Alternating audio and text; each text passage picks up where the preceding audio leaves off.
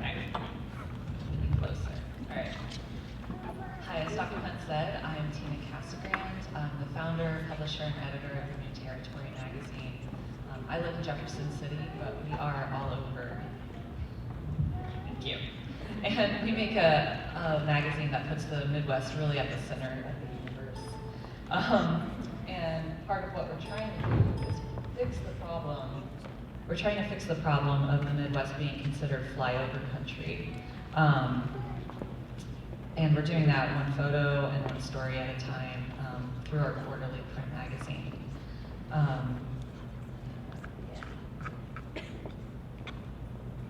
So we have writers and photographers all across Missouri, Arkansas, Oklahoma, Kansas, and Nebraska. And part of why I chose these states is because we don't have a cohesive identity within these states themselves, although I think there's a lot of similarities. Nor do I think they necessarily fit into other regional identities either, and that was very interesting to me. And I think we have similar population histories, and that can be a good place, a starting place. But the truth is that we're all very diverse. The past pictures compared to the ones that are scrolling on the screen, there's a lot of diversity, and it's really defying the idea that this is just flyover country. And I think calling the Midwest flyover country is very dangerous because it writes us all off as one sort of person, and I think that's problematic.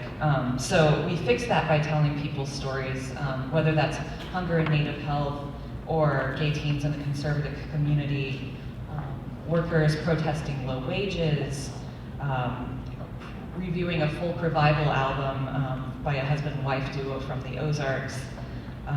We try to share a lot of perspectives from a lot of different people and introduce you to people who have families and homes that sometimes are under threat, sometimes are very ordinary, but I feel like Amy took a lot of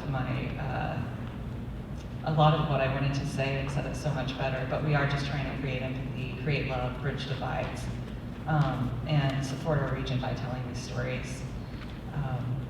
So with that, I just wanted to tell you a little bit about what we do. You can find out a lot about our website, or about our magazine on our website, but that's just kind of an introduction, and I'm happy to answer questions at the end of the panel. Thank you.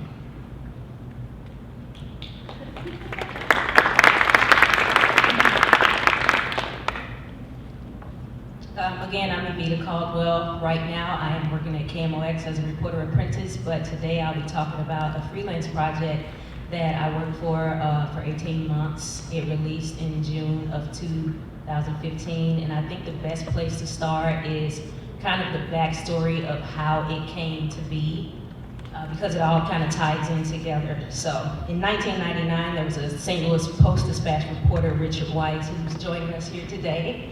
He, he started a project that ran over 4 days with the Post, and his version was called A Better Place to Grow Up. And what he did in his version was follow a program called the Bashan Compact. And what the compact was a sort of a joint force with a few of the businesses in St. Louis. And what they did was they came together to put together millions of dollars to pump into the St. Louis public schools to improve academic achievement. So Richard Weitz's task was to follow the program as it did a sort of a test run at my then elementary school, which was Jefferson Elementary School, an inner city school near downtown St. Louis. And while he was working on that, he shadowed a 5th grade class and their teacher, Mary Spencer. I happened to be a student in that classroom at the time, and in 2000, his report ran in June of 2000. So we kind of didn't really hear much about the Bashan Compact program anymore for many years. It ended in 2006.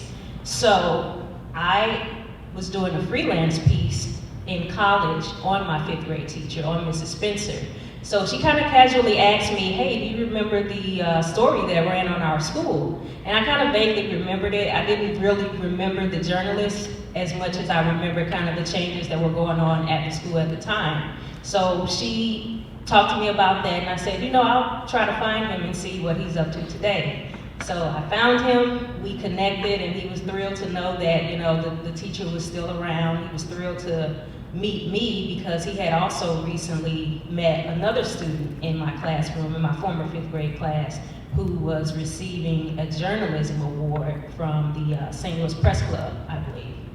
So when I met him in 2011, he got a freelance piece for me published on my 5th grade teacher. So fast forward 2 years after that, in 2013, I reached out to him again because I was having a hard time getting started in journalism. So we met, and he kind of said that he had always wondered what happened to the students. He had always wondered what happened to the Bashan Compact program because, again, it was this huge effort that pumped millions of dollars into the city schools, and after 2006, we kind of, you know, didn't really hear much about it anymore. So I told him, you know, I think I can try to track down my classmates and find out what happened to them. So he said, how about this? You can serve as the journalist, and we'll create a sort of sequel to my piece, to his piece, To a Better Place to Grow Up. We got started on that, and that was August 2013. In the middle of that, Ferguson happened. After Ferguson happened, a lot of people were kind of in the mind frame of what can we do to try to help urban children? What can we do for urban education? What are some of the things we can come up to do for that? So the focus of All Grown Up, my piece, was to go back to 1999, go back to the year 2000 to try to find out what happened with the Bashan Compact program. And in that, we reconnected with Richard Barron, who was sort of the key figure of bringing all the organizations and all of the corporations together to make the Bashan Compact happen. So I interviewed Richard Barron and some of the other civic leaders who were involved. I went back to try to find as many of my classmates as I could find. I interviewed the teacher, and I was the student/journalist. So I had to approach the project in both a biased and a non-biased, in both a biased and a non-biased way, which was very difficult at times. But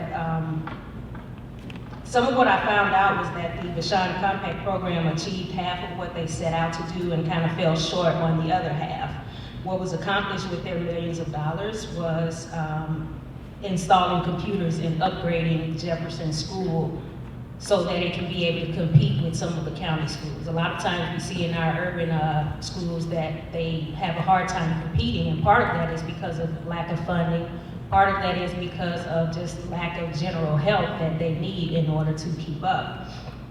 The Bashan Compact also was responsible for bringing in other organizations to work with public schools. For example, COCA still exists today within our school system and brings in a lot of the after-school programs that we see at our schools.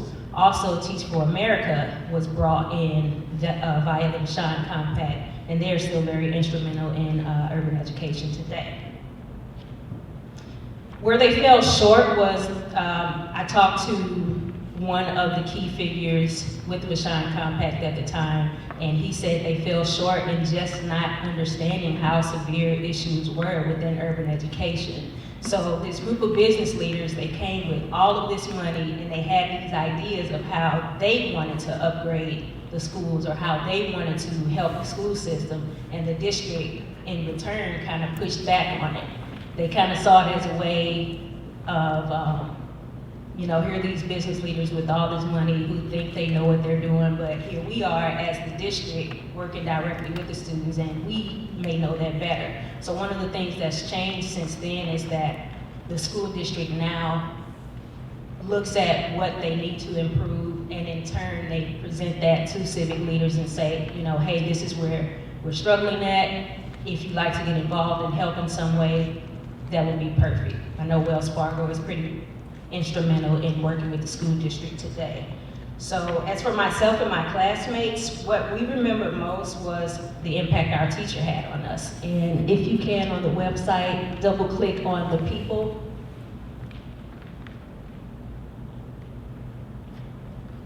scroll down just a little bit so we can see our faces.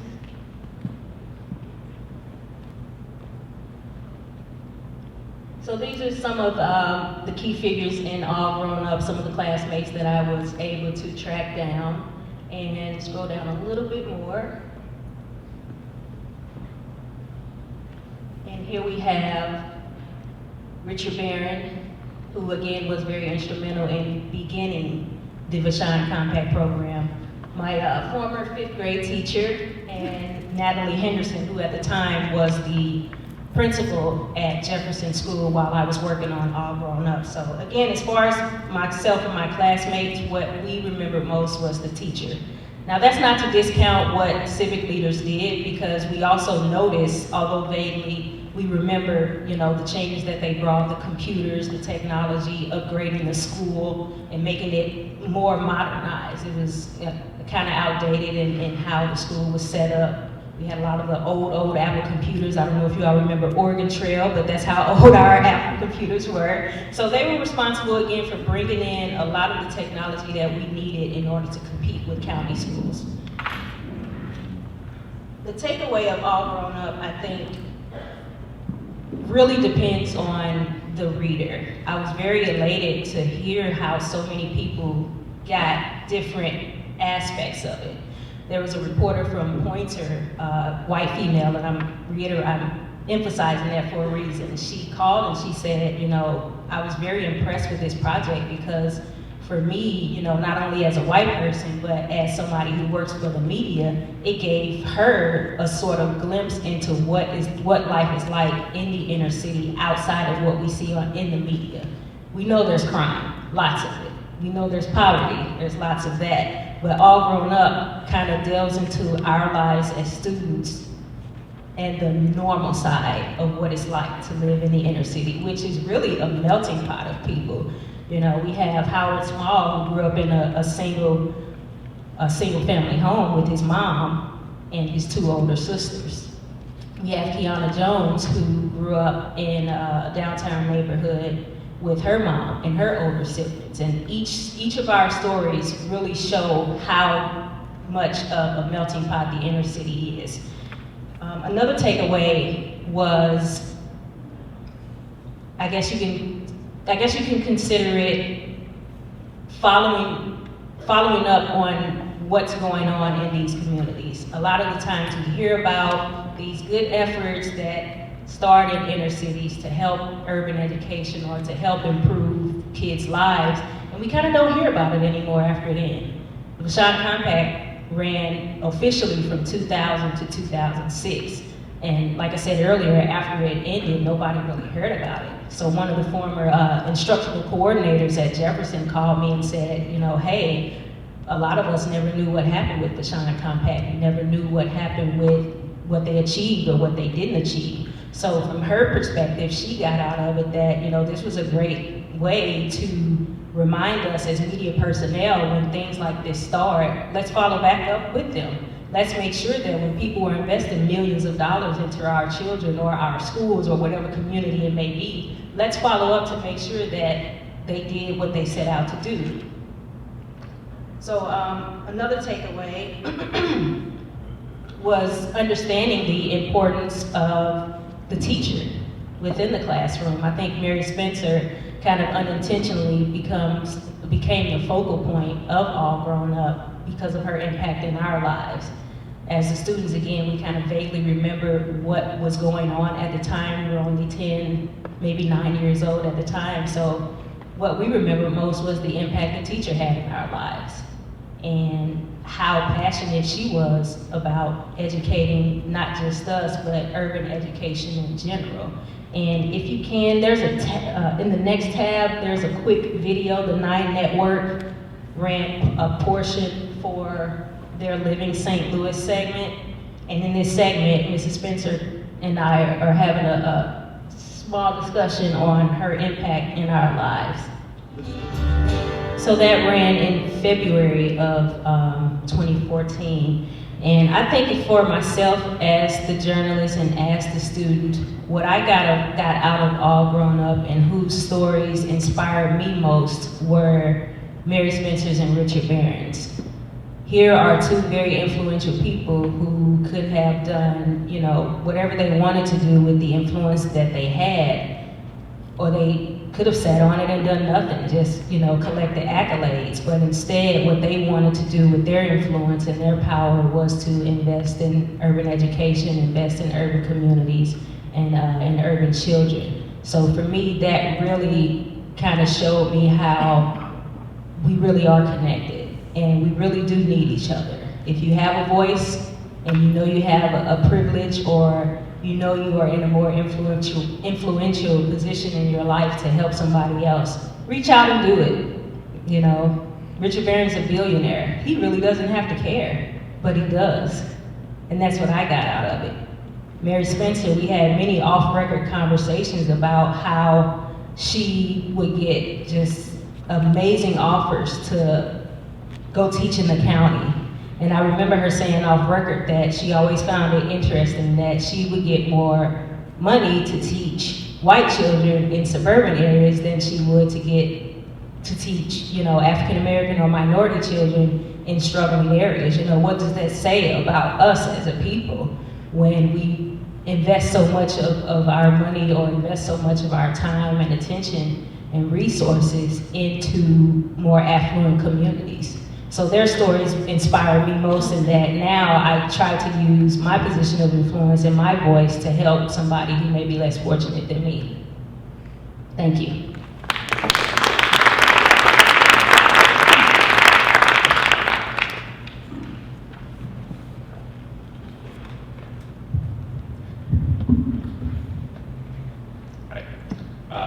My mom, sister, and niece are in St. Louis this weekend. My parents still live in the same small town in central Illinois where I grew up.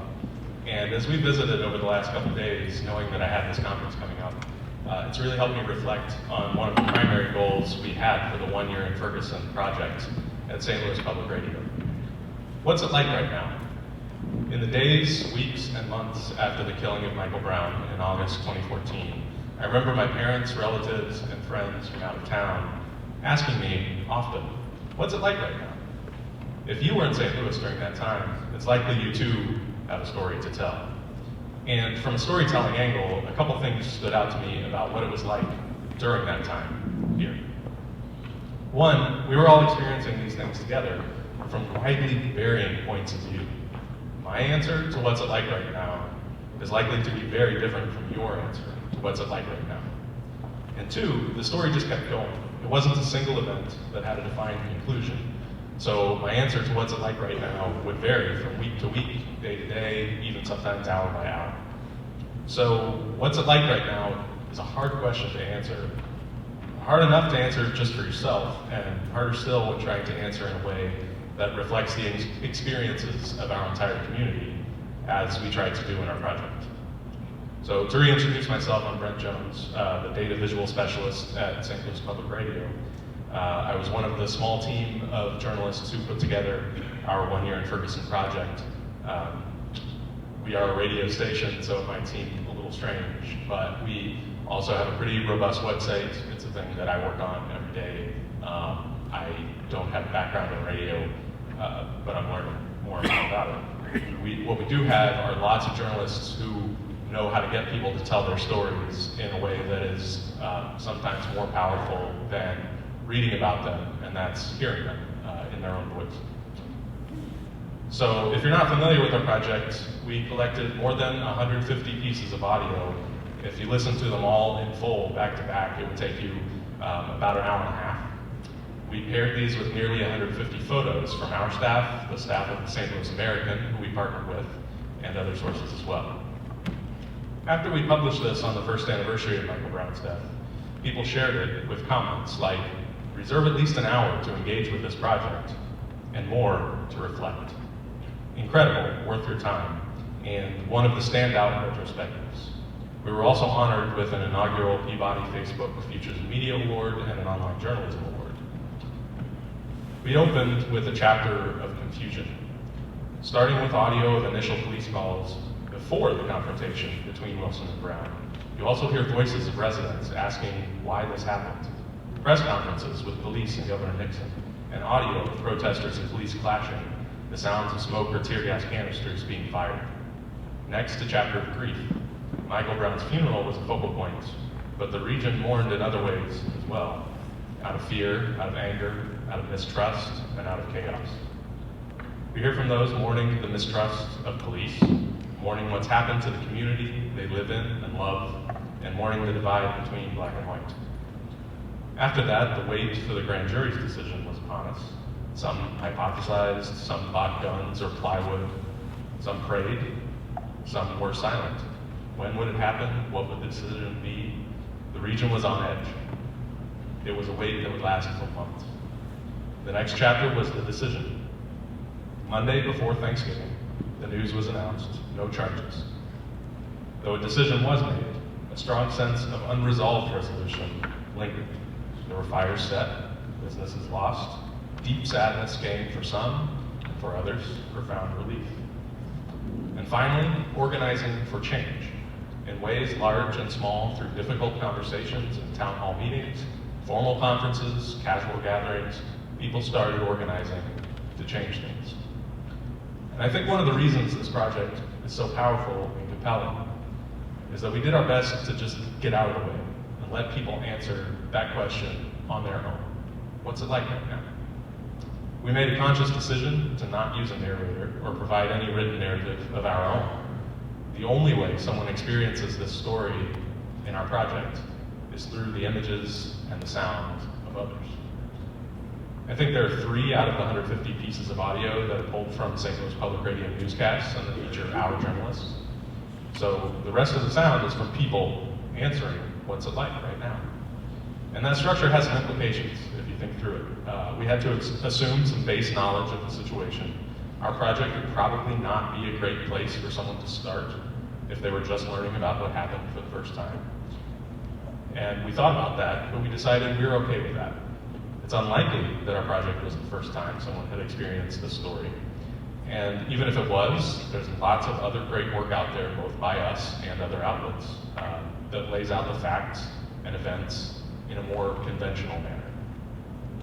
Another implication is that by relying on the audio and photos to do the storytelling without any connected narrative, it might seem incomplete or disjointed or even jarring. For example, during the grief section, we hear heartbreaking eulogies at Michael Brown's funeral. And shortly after that, we hear complaints that people aren't supporting police officers. And during the Organizing for Change section, we jump around from meeting to town hall, hear about the resignations of the police officer and Ferguson police chief, as well as the election for Ferguson City Council that happened later that year. And again, we decided that this was acceptable. I would even go so far as to say it was integral to how the piece worked.